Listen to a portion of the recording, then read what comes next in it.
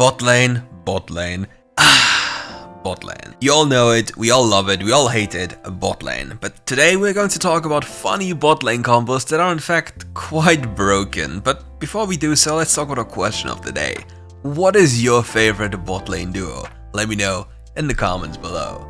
Let's start with an insane duo that loves to go in, and here we have Samira and Alistar. Alistar's laning phase on level 1 is surely not the greatest, but if you are patient towards level 2 and level 3, you can almost always guarantee an all-in if you're healthy enough. To make sure this one always works out, you have the lovely Samira to your side.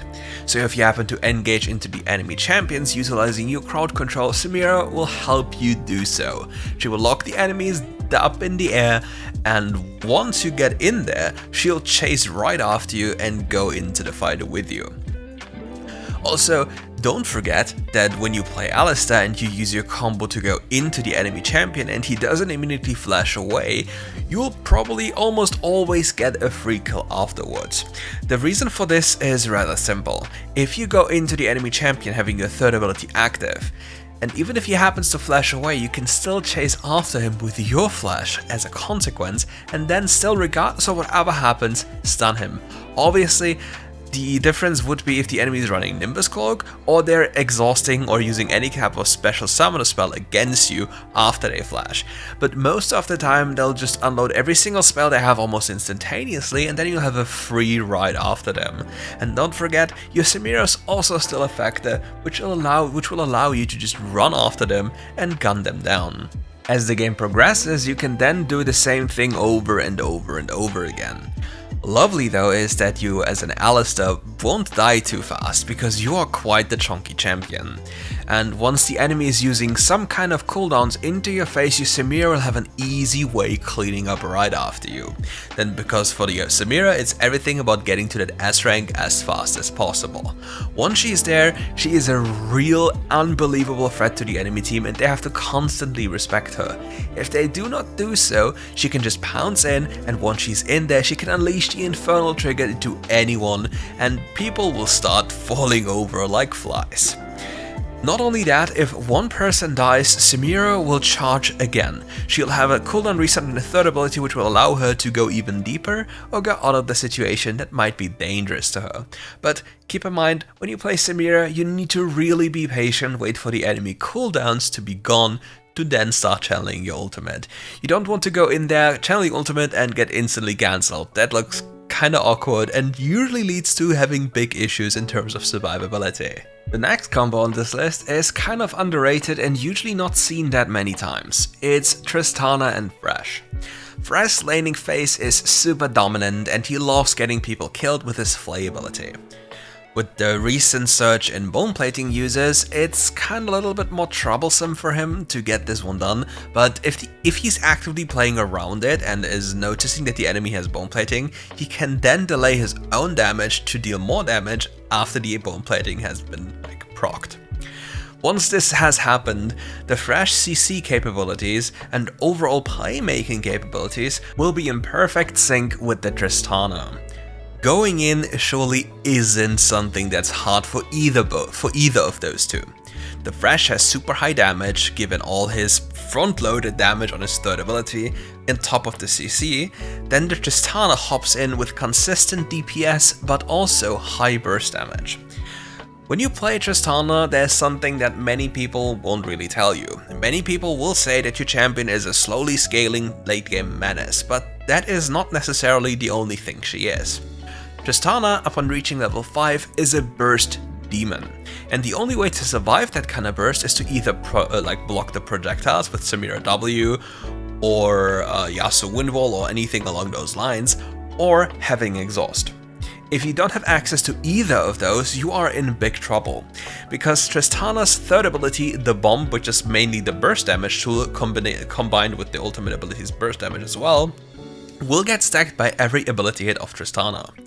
Which means a second ability upon hitting the enemy champion, also the ultimate ability will both apply extra stacks to the bomb, which creates a real burst-centric game style or play style that you can unleash upon hitting level 5. If you combine this with the Thresh and also the ultimate safety a Thresh provides with the Lantern, you are, well, kind of the problem maker, because you will get people killed instantaneously once they don't pay attention in just a 1 single second.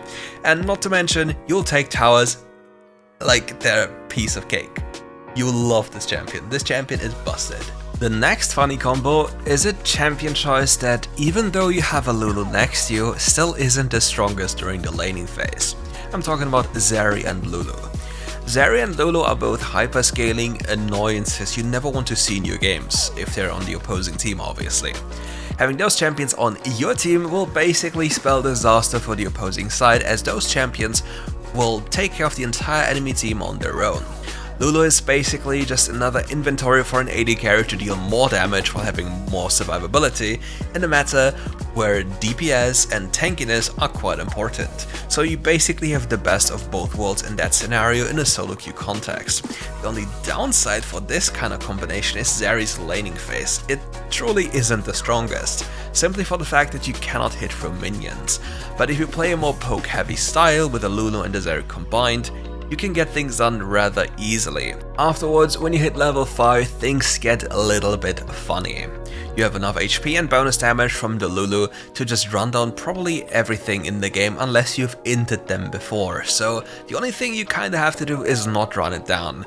Afterwards, you'll unleash your power onto the enemy team and just run circles around them while gunning them down. To be super honest with you though, Zeri isn't the strongest champion in this game, and that's why you actually need the Lulu. She, standalone, truly isn't shining too much and takes a lot of time to scale, which for an AD carry in solo queue you don't really want.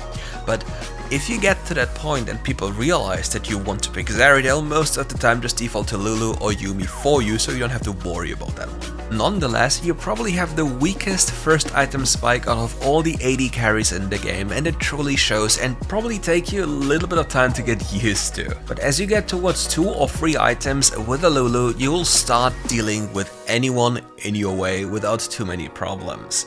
And once too many problems happen to show up in front of you, you can just jump over a wall and peace out, no worries. Now let's talk about a little stronger laning composition, Caitlyn and Lulu.